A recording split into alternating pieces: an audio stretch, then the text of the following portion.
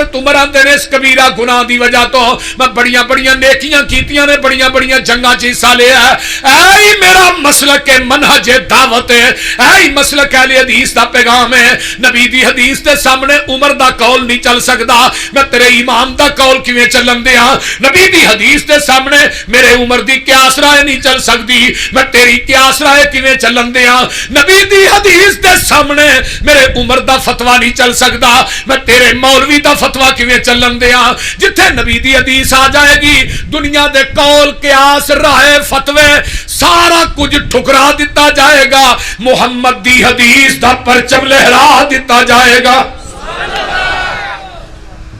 کیوں؟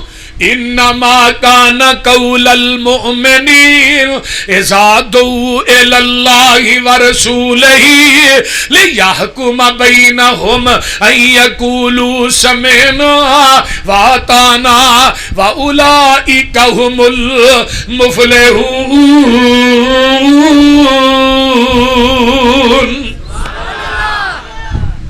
حضرت عمر قید رضی اللہ تعالی عنہ دے کول ایک بندہ آیا, کہنے لگا جی ایک مسئلہ دسیا جے بھئی عورت نے مناسک حج ادا کر لینے, حج مکمل کر لیا تے آن لگیا طواف الوداع کرنا ہے تے عورت نو مخصوص ایام شروع ہو گئے نے حضرت, تے او عورت جیڑی ہے طواف الوداع کر کے آئے گی کرن تو بغیر؟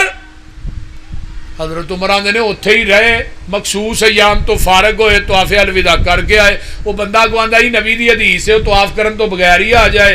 حضرت عمر نے دے والے ویکھیا, فرمایا میرے کو مسئلہ پوچھنا ہے, تینوں حدیث دا علم ہے سی؟ آندا جی. جلاد نو کیا کوڑا لے کے آ بھائی؟ آندا جی وہ کی کرنا جے, اے تینوں سزا لگا دین, اے جی وہ کس چیز دی؟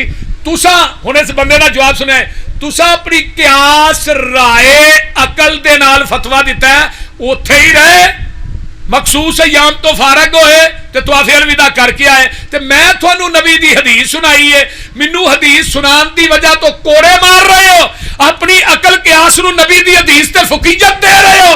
حضرت عمر آندے نے میں تینوں حدیث سنان دی وجہ تو کوڑے نہیں لگا مارن, کوڑے تینوں اس وجہ تو لگا مارن تیرے کو نبی دی حدیث موجود ہے, تو عمر دے دروازے تے لے کیا ہے؟ کیوں آیا عمر دے